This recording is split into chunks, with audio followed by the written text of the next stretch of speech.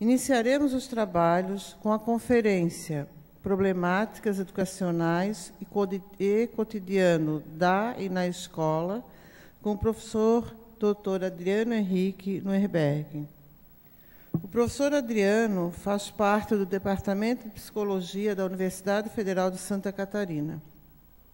Atua em projetos de pesquisa e extensão na área da psicologia escolar e educacional e estudos sobre deficiência.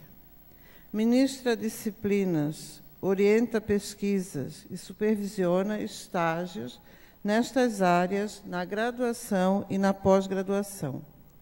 Coordena o grupo de pesquisa Psicologia e Processos Educacionais, vinculado ao Laboratório de Psicologia Escolar e Educacional na UFSC. Bom dia a todas e a todos. Eu sou Adriano, professor do Departamento de Psicologia, conforme foi anunciado. E dentro da temática, que foi a minha proposta de problemáticas do cotidiano da escola, eu resolvi fazer um recorte para que a gente possa aprofundar alguns aspectos, principalmente das políticas públicas de educação que atravessam a todo o tempo cotidiano da escola, para que a gente possa, então, de alguma forma, contemplar um recorte importante aí, atual da política pública de educação, que é a questão da inclusão escolar, que é o meu campo de trabalho, né? O professor Nicéia, quando me convidou, pensou muito nessa contribuição, então vou atender essa demanda também de pensar a questão da inclusão escolar de estudantes com deficiência. Então, volta e meia, eu vou daqui para lá, só para poder ver o slide aqui. Então, da onde eu falo? Né? Como eu falei, eu trabalho com psicologia, basicamente a área de psicologia educacional.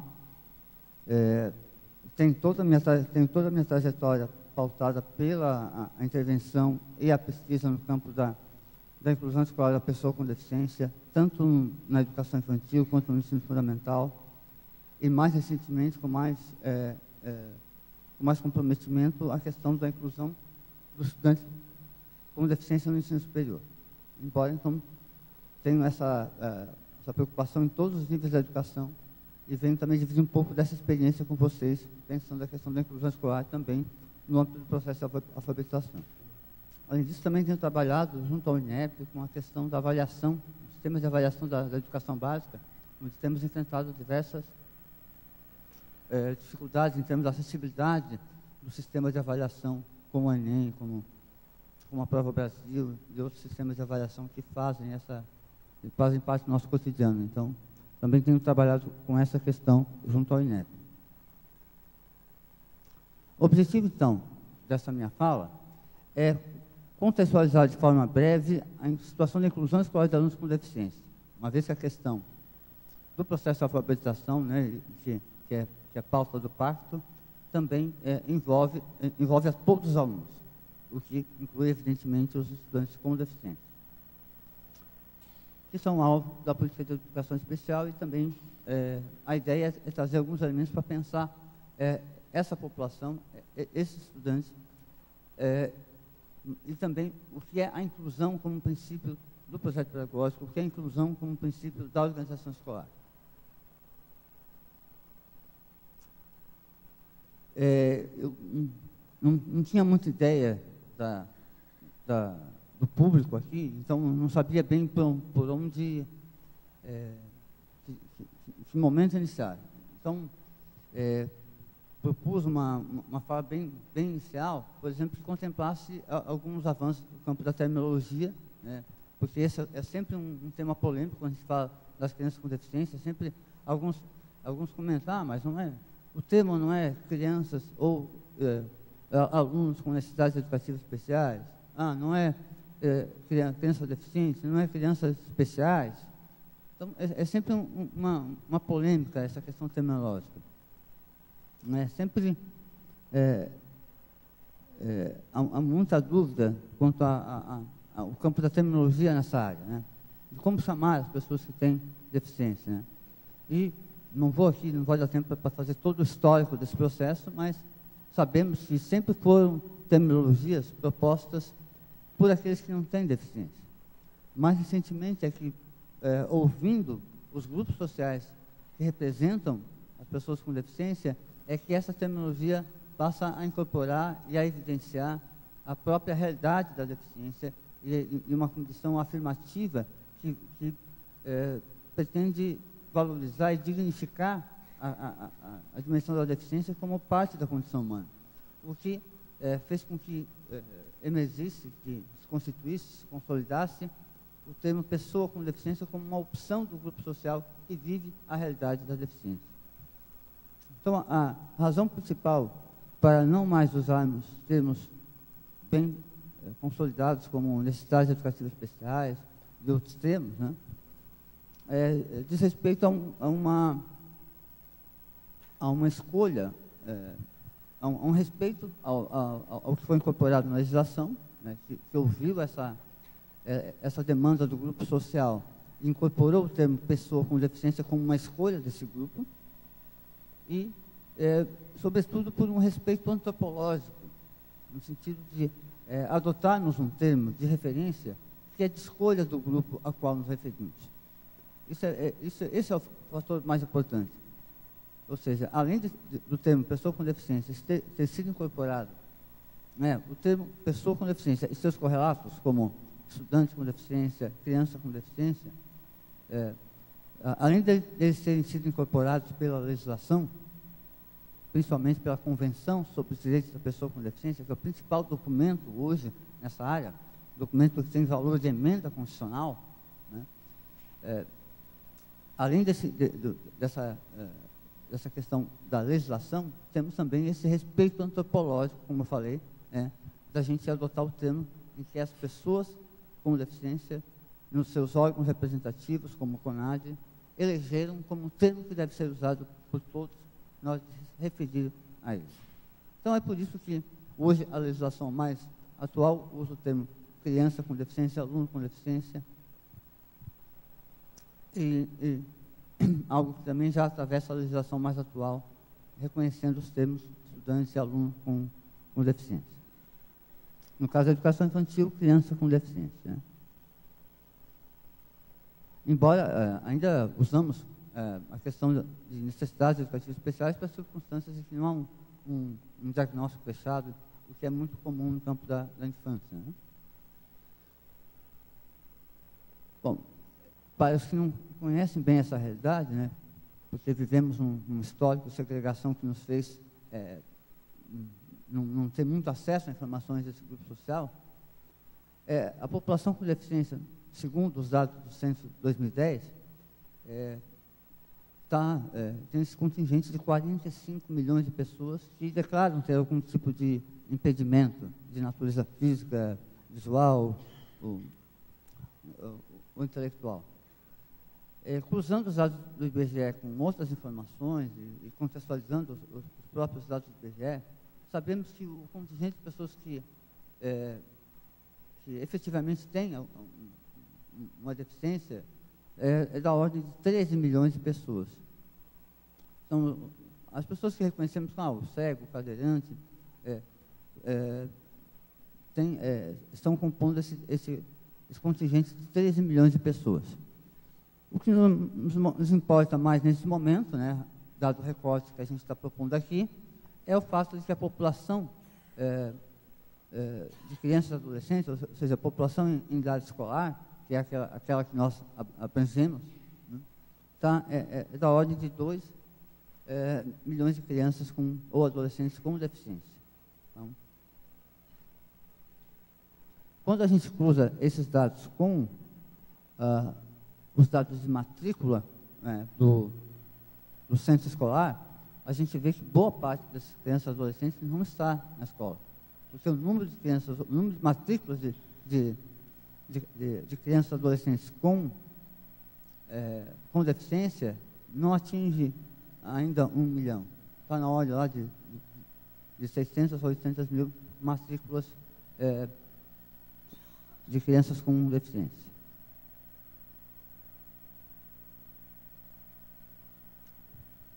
Aqui é um outro dado quanto ao tipo de deficiência. Assusta um pouco quando a gente vê esse dado em relação à deficiência visual, principalmente, né? Parece compondo ali mais da metade do contingente de pessoas com deficiência, mas isso se deve pelas limitações do censo, né? Do censo do IBGE, quando faz esse mapeamento, esse recenseamento, e também acaba identificando o grande déficit de recursos oftalmológicos que o nosso país tem. Então, esse contingente enorme de 35 milhões de pessoas com deficiência visual, no caso, estão ali os cegos, as pessoas com baixa visão, efetivamente, mas estão também as pessoas que, se tivessem acesso a recursos oftalmológicos, não viveriam a deficiência visual. Então, esse dado reflete muito mais um problema de saúde pública do que efetivamente um dado quanto à presença de um impedimento irreversível, no caso de uma cegueira, de uma baixa visão. Então, esse dado, então, ele expressa uma necessidade de uma atenção mais eficiente das políticas públicas no tocante à atenção oftalmológica. E o censo também não mapeia informações fundamentais, como, por exemplo, o número de crianças com autismo nas escolas. Não temos essa informação. E quem transita nas escolas sabe que hoje cada escola tem pelo menos uma criança com autismo, né?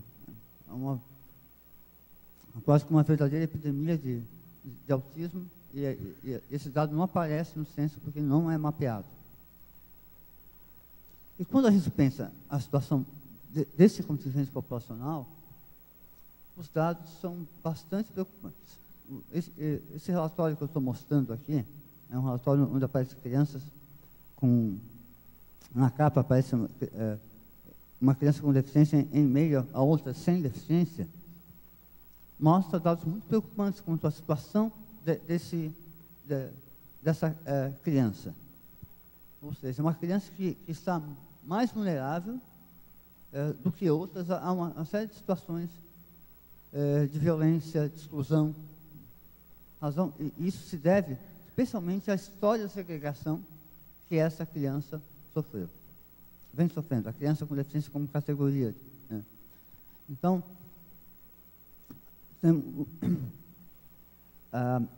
esse relatório do Unicef, né, da ONU, né, tem mostrado uma preocupação, uma situação muito grave da criança. Ou seja, quando você cruza informações, por exemplo, crianças da mesmo contexto, da mesma comunidade, da mesma classe social, compara crianças com deficiência e sem deficiência, você encontra na criança com deficiência uma situação muito mais grave em termos de vulnerabilidade social. E isso se deve, em boa parte, pela histórico de segregação a que essa criança foi submetida. Então, são crianças mais expostas à negligência, ao preconceito, ao abuso.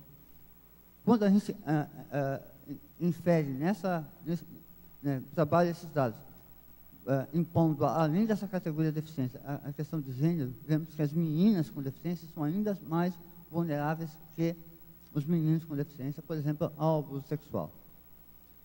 Então, essa situação da criança com deficiência mostra a relevância de uma política de inclusão que efetivamente considere essa criança como parte do ensino público, como parte da política pública de educação. Justamente porque todos os dados têm mostrado que essa condição de vulnerabilidade, essa situação de maior violência, essa situação de maior exclusão da criança com deficiência, se deve por todo um histórico de segregação, todo um histórico em que esse sujeito, a criança com deficiência, né, foi historicamente reconhecida como parte de um sistema paralelo, como parte de um sistema segregado de educação. E isso tem várias pesquisas, várias evidências científicas têm demonstrado que uma das causas dessa violência se deve a essa segregação. segregação que impôs em nós, em termos de percepção, em termos de forma de abordar, em termos de crenças a respeito desse público, um certo estranhamento, um certo distanciamento, um certo olhar que discrimina e inferioriza essa condição de ter deficiência. Com a histórica segregação, nós acabamos vivendo o que eu estou ali chamando de normocentrismo. Normocentrismo, só para um neologismo, só para brincar, né, que traz essa ideia de que nós vivemos num mundo, né, majoritariamente construído para quem enxerga, para quem ouve, né, para quem anda, né, com suas próprias pernas, um mundo construído para parte da população, não para toda a população. E esse normocentrismo, ele não está só nos espaços físicos, na organização material, né? Está em nossas crenças, em nossa forma de agir, em nosso comportamento, em nossas crenças, né? E acaba também pautando, né, como parte da cultura, essa cultura normocêntrica, essa cultura centrada num determinado padrão hegemônico de funcionalidade, que é esse de quem enxerga, de quem ouve, de quem vê, né? de quem anda e de quem processa as informações do ponto de vista intelectual, né, com rapidez, com eficiência, nos padrões da cultura hegemônica, acaba chegando na escola, né, como uma série de práticas, né, uma série de concepções em torno da estrutura, da organização da escola, muito em função de um determinado ideal, de um determinado padrão de funcionamento, e que nós impomos a todos os alunos. Por exemplo, uma ideia que é bastante forte no contexto educacional, e que se pauta por esses princípios normocêntricos, é um mito de que a homogeneidade das turmas, né, quanto mais homogêneas, quanto mais, vamos dizer assim, nos termos bem comuns, né, da escola, quanto mais o nível, né, quanto maior homogeneidade no nível intelectual das crianças, maior eficiência do professor.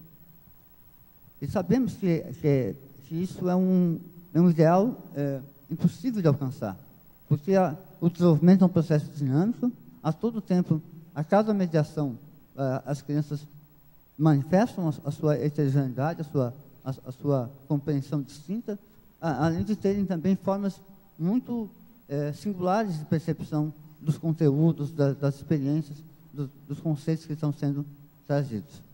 E que talvez o caminho fosse, ao invés de tomar a diversidade como problema, será, o caminho talvez seja, e acho que tem a ver com esse programa, né, encontrar na diversidade um potencial para a realização da apropriação do conhecimento, apropriação das práticas de alfabetização e tudo mais. Então, um caminho importante para a construção de uma educação inclusiva é a gente enfrentar, superar esse normocentrismo. Considerar que a homogeneidade é um ideal inalcançável, um mito. Jamais tivemos a homogeneidade, mesmo no tempo em que os psicólogos participavam, né, de avaliações psicológicas para organizar as turmas. Nunca existiu essa homogeneidade, porque o desenvolvimento psicológico não é um processo estático, não é um processo que você possa olhar só do ponto de vista retrospectivo. Basta lembrar Vygotsky, que mostrava o quanto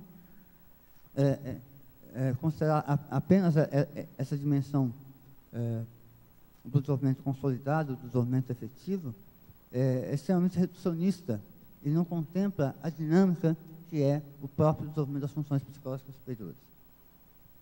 Então, talvez o caminho seja a gente retomar essa dimensão da singularidade, considerando que essa heterogeneidade não é um problema, mas sim parte da nossa solução, parte do nosso enfrentamento no processo de ensino-aprendizagem. Contudo, né, essa imagem que eu trago aqui de uma pessoa assustada, né,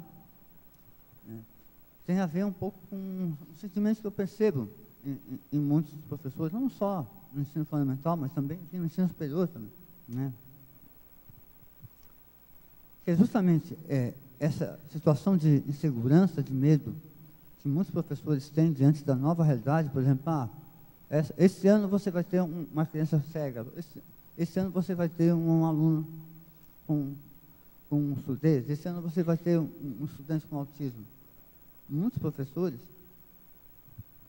e isso se deve a questões históricas e culturais, acabam se impressionando bastante com essa nova realidade. E se sentem até inseguros quanto à capacidade de dar conta do desafio de promover o desenvolvimento e aprendizagem dessas crianças. Isso nada mais é do que o resultado desse histórico de segregação, do fato que esse estudante tem sido pensado como pertencente não ao ensino comum público, mas ao ensino filantrópico, privado. Esse é o histórico dessa criança com deficiência. E ainda vivemos esse sentimento de que essa criança não pertence à escola comum, não pertence à escola pública. E é justamente, estamos vivendo justamente a inversão dessa realidade, à medida que a matrícula das crianças com deficiência tem sido cada vez mais no contexto da escola pública, no contexto da escola comum. E nos últimos 10 anos, houve uma inversão dos dados, né? O MEC mostra bastante isso, como as matrículas das crianças com deficiência estavam no início do século XXI lá nas escolas filantrópicas privadas, e hoje estão devidamente assumidas como matrículas do ensino comum, né? Quase que agora está na faixa de 60% das matrículas de educação especial, né, estão na escola comum. E isso tem, né, por essas razões históricas que eu estou apontando, tem levado a muitos professores, né, diante dessa questão histórica, essa situação, medo, não sei como fazer, estou inseguro. Né? Como é que eu lido com uma criança, como é que eu alfabetizo uma criança que não enxerga? Como é que é o braille? Como é que é? Que simbologia é essa? Ou a criança com autismo, né? Como essa criança se alfabetiza se a própria dificuldade de comunicação está evidente? Né? Como dar conta disso? Né? E muito desses sentimentos, né, minha proposta é contextualizar esse sentimento, né, se deve justamente ao fato dessa criança ser, em função desse histórico de segregação, eu estou ressaltando isso, ela ser reduzida à condição de deficiência. Ela é uma criança da mesma idade, ela é uma criança, na maior parte das vezes, com interesses comuns às demais crianças, e nós acabamos reduzindo ela à cegueira, à surdez, e perdendo essa relação de identidade com as demais crianças. E muitas vezes se vê, não, é só o especialista que vai saber dar conta dessa criança.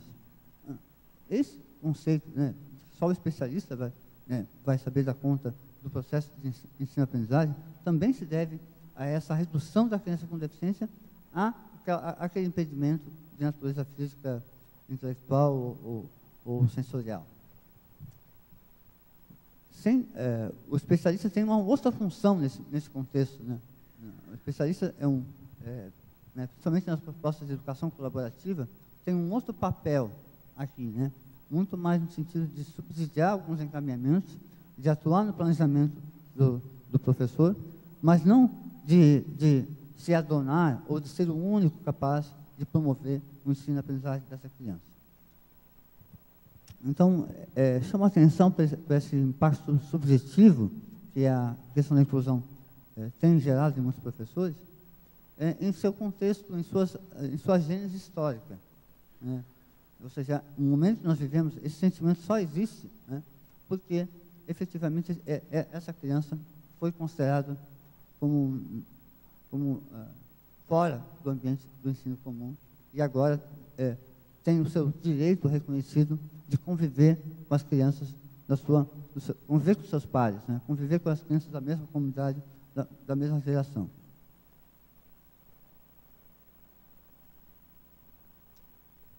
Isso foi negado, né, até meados da década de 90, por se achar que essa criança precisaria ser protegida, precisaria ser educada por alguém que conhecesse aquele impedimento, o que retirou dessa criança a sua identidade como parte de uma comunidade, como parte de uma geração em que ela acabou não convivendo e agora essa nova geração ganha esse direito de conviver com seus pais. Só que isso implica em uma série de mudanças que não foram ainda efetivadas integralmente. Porque, à medida que esses novos discursos, essas novas perspectivas em torno da criança com deficiência adentraram na escola, passaram a fazer parte da política pública de atenção à criança com deficiência, novos desafios também se propuseram. Ou seja, quando o discurso sobre a criança com deficiência passou de um discurso meramente técnico, focado no impedimento, para um discurso focado nos direitos humanos, no reconhecimento dessa criança como uma criança, né, ou dessa pessoa com deficiência como uma pessoa, né, a sociedade foi desafiada a reestruturar, a enfrentar a sua organização social e cultural, que ainda que tem sido historicamente constituída por uma determinada funcionalidade, por uma forma de ser, por uma realidade de quem não vive a deficiência. E quando os direitos humanos trazem essa questão, não se trata apenas de novas leis, e essas leis são importantes, né? Novas leis vieram como com a própria, por exemplo, com a nossa própria Constituição de 88, bastante avançada em relação a outros países quanto aos direitos das pessoas com deficiência. Mas eu estou chamando a atenção não apenas para o aspecto legal dessas transformações, mas para o aspecto ético. E quando eu falo do aspecto ético, é algo que também nem sempre está contemplado no contexto da escola. Porque a gente, com a inclusão escolar, com a questão da inclusão, não estamos só pensando o acesso à matrícula, não estamos só pensando o acesso a tecnologias assistivas e a um especialista que dá conta dos encaminhamentos pedagógicos da criança com deficiência. Estamos pensando numa outra diretriz ética. Isso que talvez precisa ser aprofundado quando falamos em inclusão. Ou seja, quando falamos em ética, falamos por exemplo, em como vamos conviver nessa sociedade. Ou seja, que tipo de proposta, que tipo de relacionamento, que tipo de convivência vamos ter. E a escola como um microcosmo disso. Um microcosmo de viver essa outra ética de convivência, essa outra forma de considerar o outro, né? Isso aqui não está muito claro, porque é o que deveria estar à frente de todo o processo de inclusão. Ou seja, como queremos conviver? Daí, então, pensarmos uma série de encaminhamentos do ponto de vista da organização escolar, do currículo e tudo mais.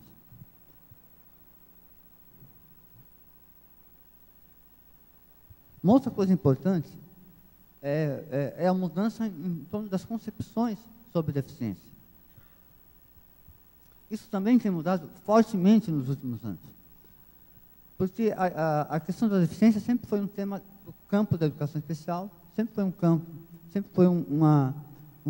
tema do campo biomédico, né, especialmente do campo biomédico, e hoje novas perspectivas fundamentam as políticas públicas ligadas a essa área. De modo que a deficiência hoje não pode ser só reduzida a dimensão biológica, ou, por exemplo, o fato da pessoa cega ter um glaucoma ou ter uma redução de campo visual de 30%, e usar o recurso de orientação mobilidade. Não se trata só de olhar para a dimensão biomédica ou para a dimensão tão valorizada e importante da educação especial, que é os recursos pedagógicos para promover o ensino-aprendizagem do sujeito. Um novo discurso que adentra essa política pública e redimensiona o olhar do que deve ser transformado nesse contexto, do que precisamos mudar, ele tem a ver com o modelo social da deficiência, que é um modelo cunhado, especialmente em países de língua inglesa, construído por teóricos que vivem a deficiência, né? Pessoas que vivem a deficiência, e que, numa espécie de revolução conceitual, redefiniram o que é a deficiência como uma experiência, como uma forma de viver, como um estilo de vida, não apenas não como um desvio, não como algo que deve ser consertado, mas como uma experiência digna e parte inerente da condição humana. Basta lembrar, por exemplo, que o envelhecimento nos leva à experiência de deficiência. A deficiência não é algo que caracteriza exclusivamente um grupo específico que fica nas APAES ou fica nas associações de pessoas com deficiência. A deficiência é uma parte inerente da condição humana. Todos nós, se tivermos a sorte de envelhecer, viveremos a deficiência. E essa relação de empatia, a relação à experiência de deficiência, é um componente importante para a gente olhar essa política pública ligada à deficiência, no sentido de que ela implica uma outra forma de construção social, na qual a deficiência deixa de ser uma questão de desvio ou que nos obriga a um olhar de caridade sobre o outro, para ser algo em que nós olhamos do ponto de vista da condição humana, como uma condição humana que é marcada por diferenças de gênero, por diferenças étnicas, por diferenças sociais, por diferenças culturais, religiosas e de deficiência. Nesse caso, no modelo social da deficiência, a deficiência passa a ser uma categoria social, um componente constituinte da condição humana, um componente digno, ou seja, que não implica uma hierarquia entre quem tem deficiência e quem não tem, uma vez que também considera que essa é uma experiência humana, e não uma experiência de um grupo específico que está em condição de desvio.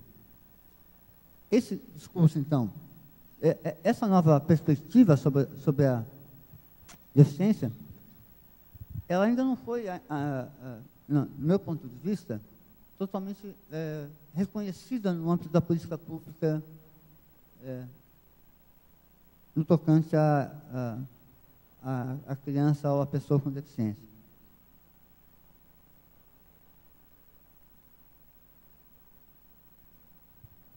Ou seja, vocês podem, por exemplo, ler os documentos que organizam as políticas públicas de educação especial na perspectiva de educação inclusiva, vocês podem ler a convenção, podem ler os documentos que regem, por exemplo, a política de inclusão da pessoa com deficiência no ensino superior. E, aos poucos, esse modelo foi se infiltrando como uma referência, uma vez que é uma tendência internacional. E à medida que o nosso país assina declarações, se compromete com tendências também, por meio desses documentos e convenções internacionais, se coloca também, vai incorporando na política, nos documentos, essa perspectiva em torno da deficiência. Então, o modelo social da deficiência, vocês vejam a situação, né? Vejam como a deficiência passa a ser definida. Né? A deficiência é uma forma de opressão, né? Ou seja, não é só uma característica biológica, é algo que, por alguém possuir algum impedimento, numa sociedade que não contempla a variação corporal humana, numa sociedade construída para quem enxerga, para quem ouve, para quem vê, né, para quem anda, etc. quem tem um impedimento vive uma situação de opressão. Porque vai acessar o conhecimento enquanto um conhecimento acessível para quem não tem deficiência. Porque vai acessar o espaço público enquanto barreiras arquitetônicas. Porque vai exercer o seu direito de ir e vir e não consegue. De modo que a deficiência passa a ser reconhecida como uma experiência de opressão social num mundo que não contempla a variação corporal humana, ou seja, não contempla o que é real, o que é concreto. Porque o que é de fato, e os dados mostram isso, os dados do censo, é que o humano, do ponto de vista corporal, é diverso, é variável. Só que o ambiente, a cultura, as formas como o modo como as pessoas se comunicam e a informação se propaga, não contemplam essa variação. De modo que viver com algum tipo de impedimento constitui, numa sociedade como essa, uma experiência de opressão. Então, a deficiência é uma forma de opressão que envolve a imposição de restrições sociais de atividade em pessoas com impedimentos, né? Impedimento é a lesão, né? E o enfraquecimento socialmente engendrado, né? O normocentrismo que eu falei, de seu bem-estar psicoemocional. Talvez alguns de vocês já tenham ouvido falar da Convenção sobre os Direitos das Pessoas com Deficiência, a Convenção da ONU. Hoje, o principal documento que rege a política pública para a pessoa com deficiência e que está lá, por exemplo, na política educacional, né? Nas conferências e tudo mais. Que vai definir pessoas com deficiência, e há um correlato disso na política de educação especial, como aquelas que têm um impedimento, né, a lesão física, intelectual, sensorial, aos quais, em interação com diversas barreiras, ou seja, em interação, podem obstruir sua participação plena e efetiva na sociedade. Vejam a dimensão relacional desse conceito. Um conceito que define a noção de deficiência não apenas pela existência do impedimento. Não é apenas o fato de você ter uma lesão medular que te constitui uma pessoa com deficiência. É por você ter lesão medular e viver num ambiente marcado por barreiras físicas que te impedem ou restringem a participação social. Esse é o conceito oficial do nosso país em relação à deficiência. E vocês encontram no texto da Política de Educação Especial na Perspectiva Inclusiva, que rege a nossa prática como professores, essa mesma definição. Muda só as palavras, criança com deficiência ou o aluno com deficiência, mas a mesma dimensão da interação está contemplada. E isso nos faz, essa definição, que passa a ser a nossa referência principal, nos obriga a uma mudança de atitude, uma mudança de olhar, uma mudança de perspectiva sobre qual é efetivamente o foco para a realização de uma educação inclusiva.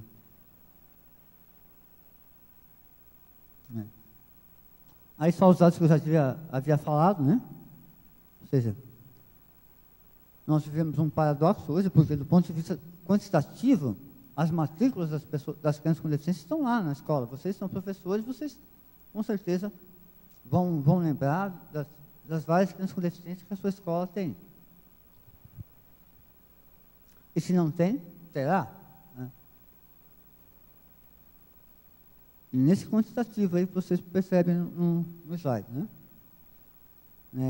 Hoje, 62,7% das matrículas da educação especial, né, em 2007, estavam nas escolas públicas. E hoje, pegar os dados de 2013, né, já temos aí um número ainda maior.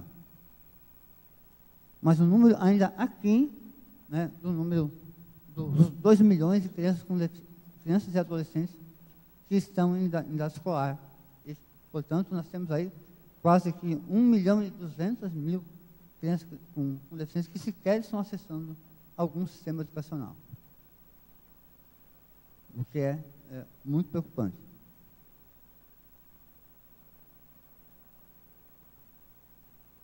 Então, quando falamos em mudança de enfoque, é um enfoque que exige que exige que olhemos para as barreiras. Barreiras essas que têm sua gênese num mundo construído sob a ótica normocêntrica, né? Vamos dizer assim. Que barreiras são essas, né? São barreiras arquitetônicas, comunicacionais, informacionais, metodológicas, instrumentais, programáticas e, claro, as atitudinais. Não vou me alongar muito em cada uma dessas barreiras, porque vocês já têm conhecimento delas, né? As barreiras arquitetônicas. Aqui em Florianópolis nós temos uma situação até bastante avançada quando comparamos com outros contextos, né? Mais de 60% das escolas aqui já têm algumas adequações em acessibilidade. Nunca plenamente, porque sempre falta alguma atenção à norma, mas nossas escolas aqui já têm uma adequação maior do que outros contextos quanto à acessibilidade física, arquitetônica, né? Além das barreiras arquitetônicas, nós precisamos eliminar as barreiras comunicacionais. E, de modo geral, as pessoas lembram, quando falamos em barreiras comunicacionais, as pessoas lembram dos intérpretes, lembram dos surdos que vivem efetivamente barreiras comunicacionais muito grandes no mundo ouvintista, né, como dizem os estudos surdos, né? Ou seja, num mundo que a forma de comunicação hegemônica é a oral, no nosso caso, o português, né? Quem se comunica com a Libras vive uma experiência de opressão, vive barreiras comunicacionais que precisam ser eliminadas com a presença do intérprete, no caso a surdez, mas também outras condições, outros tipos de impedimentos, né, também levam a barreiras comunicacionais num ambiente que não contempla essa variação. Como, por exemplo, os alunos com paralisia cerebral, que podem se comunicar por meio de tecnologias de comunicação suplementar, alternativa, ou mesmo crianças com autismo. Muitas vezes não são lembradas, não se acha que crianças com autismo vivam barreiras comunicacionais, mas vivem sim, porque muitas crianças com essa condição se beneficiam muito quando nós mudamos nossa forma de apresentar consignas, apresentar orientações. Por exemplo, quando de alguma forma somos capazes de... evitamos informações muito vagas, muito amplas, e somos mais precisos e objetivos na comunicação, muitas crianças com autismo, mesmo as crianças não verbais, por exemplo, se beneficiam dessa comunicação mais adequada ao seu funcionamento psicológico. Então, dentre os desafios que precisamos desenvolver para construir a educação inclusiva, temos a remoção das barreiras arquitetônicas, a remoção das barreiras comunicacionais e, em sequência, as barreiras metodológicas, né? Nossas formas de ensinar, que são muito pautadas por um funcionamento prototípico, né, típico da criança que ouve, que enxerga. Como contemplar nessa metodologia formas mais flexíveis, né? E, às vezes, essa flexibilidade nem é algo muito complexo, né? Algo que precisa de grandes recursos ou grandes conhecimentos sobre a deficiência. Estou lembrando de uma situação, por exemplo, de um professor de biologia que queria apresentar ao seu estudante o cromossomo, né, um estudante cego. Mas como é que eu vou mostrar para ele como é que é um cromossomo? Porque o meu slide está tudo no slide, eu não sei como apresentar um cromossomo para o... Ele pediu lá para o nosso setor a aquisição de um cromossomo, de uma maquete de cromossomo. Aí eu peguei lá 2 folhas de papel, amassei, fiz lá o xizinho do cromossomo e disse: está aqui o cromossomo, professor. O professor tinha essa ideia de uma coisa muito complexa, muito elaborada, que precisava... Não, o conceito, a elaboração do conceito não demanda tanto, né? Às vezes, coisas que você desenha na mão, para uma criança cega, já ajudam ela a entender o conceito que você está ensinando.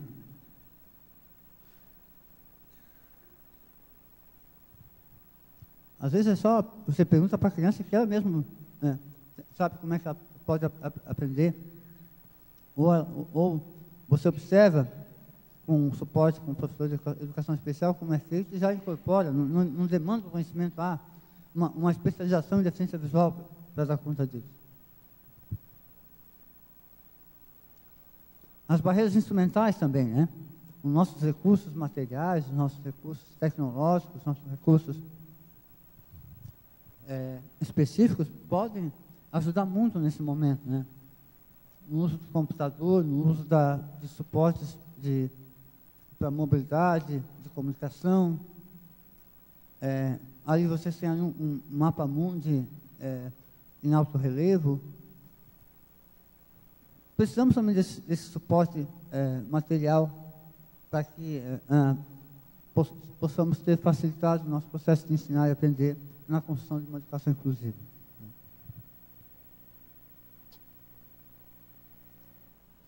As barreiras informacionais também, né? Nossos livros precisam estar dispostos em formatos acessíveis, seja em braille, seja em formato ampliado, seja em formato de áudio, né? Para que as crianças, os alunos com deficiência visual, por exemplo, com cegueira, baixa visão, possam acessar esse material e tenham a oportunidade de elaborar conceitos de uma forma maior do que simplesmente ouvindo o professor, né?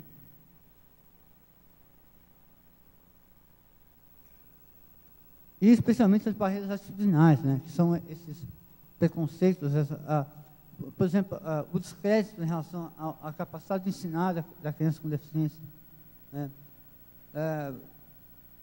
O que vem muito porque a nossa geração, né, não conviveu fortemente com pessoas com deficiência. Só alguns de vocês que têm parentes, pessoas, ou tiveram alguma inserção na educação especial, pouco convivemos com essa realidade porque a geração de pessoas que hoje tem, na nossa idade, que tem deficiência, né, muito provavelmente não conviveu com a gente na escola, o que já não acontece nessa geração que vem aí.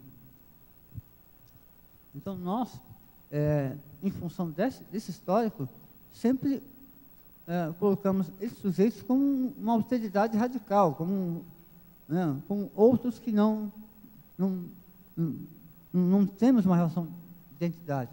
O que, na verdade, se dilui ao primeiro contato, né?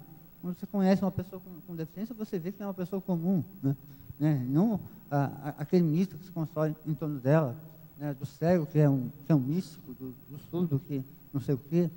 Então, essas barreiras atitudinais são essas ideias, essas crenças que foram produzidas em função da segregação, que reduziram as pessoas com deficiência à noção de incapacidade e constituíram, assim, um descrédito em relação a elas.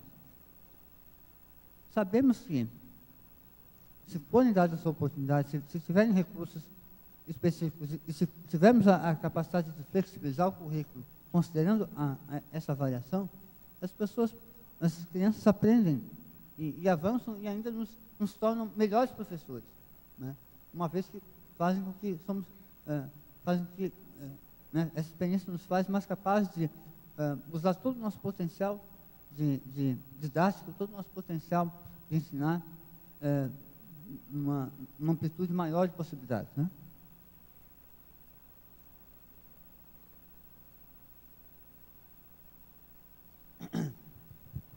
Tem uma série de barreiras atitudinais que marcam o cotidiano da criança, né, com deficiência.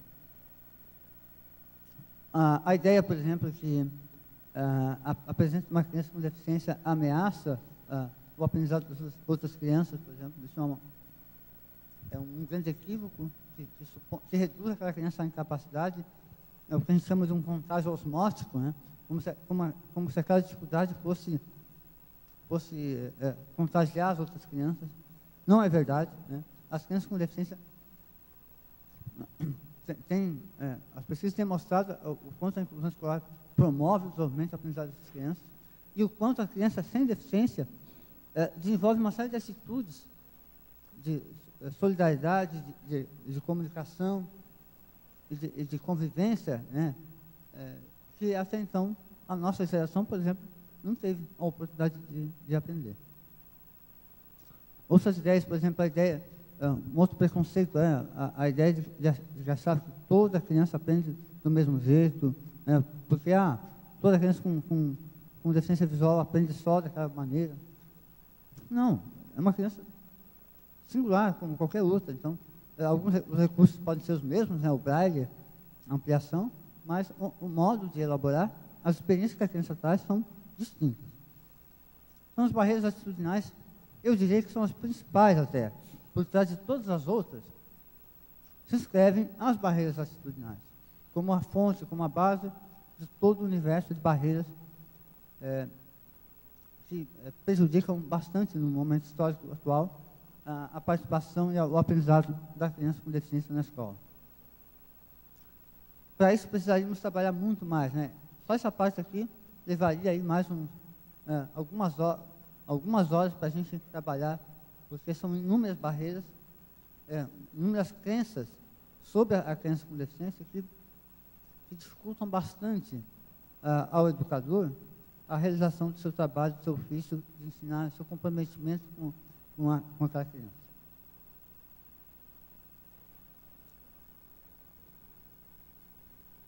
A concepção fatalista da deficiência, né? Achar que essa criança não se desenvolve, né? Uma ideia estática de desenvolvimento, né? A ideia de que ela não atrasa, o protecionismo excessivo em relação à criança com deficiência, o uso da criança com deficiência como bode expiatório, né? Tudo que dá errado se deve porque tem uma criança com deficiência. Né? Isso tá na própria fala, que a gente tem que trabalhar para não marcar, né? Eu ainda vejo muita gente dizer assim, eu tenho 20 alunos e 2 de inclusão. Se você coloca 2 de inclusão, você não faz inclusão. Né? A inclusão é algo, é um princípio transversal ao projeto pedagógico e não um adjetivo para a criança com deficiência. Né? Você tem 21 alunos, né? Dentre eles, um tem deficiência. Não é aquele que é de inclusão. A inclusão é um princípio do projeto pedagógico e não um adjetivo sinônimo de deficiência. Já vi escolas terem, aqui tem um núcleo de inclusão. Escola que tem um núcleo de inclusão, não tem inclusão. Porque se tem um núcleo de inclusão, todo o entorno do núcleo é de exclusão. Né? Então, também não é o caminho. São essas barreiras atitudinais que a gente tem que, primeiro, situar, né? O primeiro momento é de compreender que essas barreiras, elas existem pelo histórico de segregação. Elas só existem porque essas crianças não tiveram o direito de conviver com seus pais, o que hoje não é mais a realidade. E segundo, precisamos identificar essas barreiras para removê-las.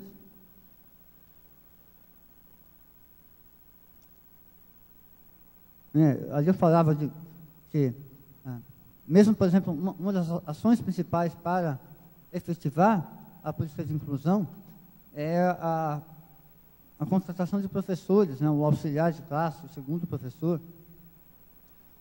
E muitas vezes o papel do segundo professor acaba sendo muito confuso, de modo que algumas escolas passam a usar o segundo professor como uma espécie de classe especial dentro da sala de aula.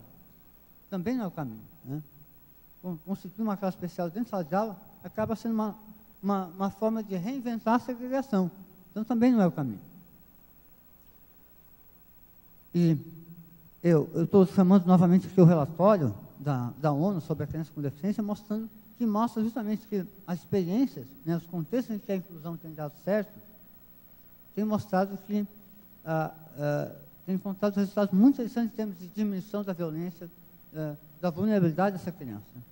Então, só isso já valoriza a importância da inclusão, ou seja, como algo que cria um ambiente mais eficaz no combate à vulnerabilidade dessa criança com deficiência. Então, isso é uma questão bem importante também, ou seja, que as abordagens inclusivas, né, tem representado uma conquista muito grande para essa criança, que passa a estar em uma condição de menor vulnerabilidade em relação à exclusão, à violência, ao abuso.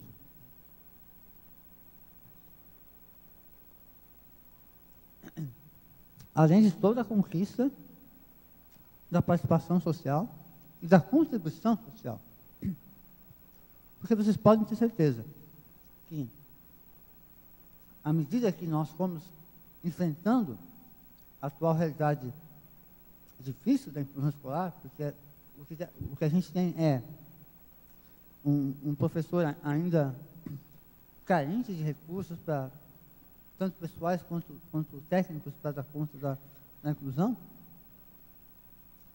E à medida que nós fomos enfrentando essa realidade, as escolas foram também sendo equipadas, instrumentalizadas e organizadas de uma forma que a inclusão possa se efetivar, e nós teremos novas soluções tecnológicas, teremos novas soluções de conhecimento, novas soluções em termos mais amplos da produção cultural, que até então, essa sociedade que hegemonicamente ouve, enxerga e tudo mais, não conseguiu efetivar.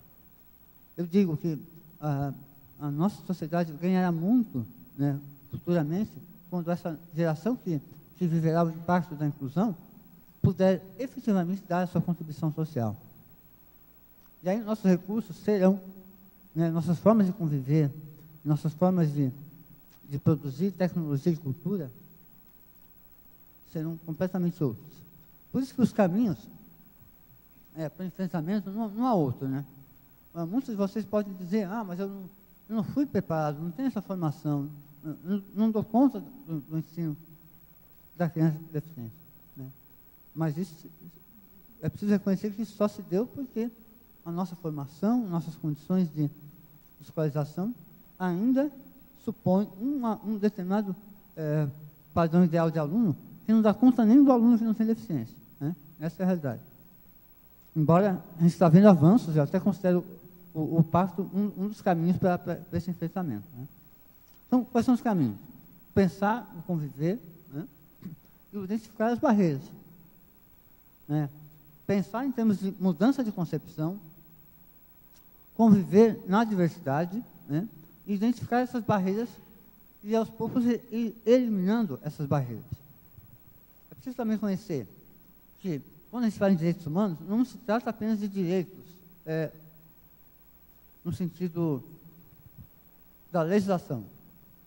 É preciso reconhecer que, quando falamos de direitos humanos, estamos falando de uma outra ética, de uma outra forma de conviver socialmente. E o modelo social da deficiência é uma contribuição nesse processo, no sentido que nos aponta para uma outra forma de olhar essa realidade e uma outra forma de condição humana. Eu queria encerrar minha fala muito nisso. Ou seja, tudo que a inclusão, que a educação inclusiva nos ensina, tudo que o modelo social nos ensina, é um olhar para nós mesmos. Ou seja, não se trata de só olhar para aquelas crianças com deficiência e pensar a educação delas. Pensar que a condição humana é diversa. Pensar que a condição humana envolve toda a diversidade de gênero, de classe e deficiência. Qualquer um de nós é passível de dispor, de ter uma deficiência. A deficiência é uma experiência humana e não de alguns humanos. E quando a gente reconhecer isso, quando a gente consolidar essa relação de empatia, certamente a gente vai entender e se comprometer muito mais com o que é a educação inclusiva, o que é a inclusão social de modo geral, e o que a gente pretende, que sociedade a gente quer construir com essas políticas. Muito obrigado.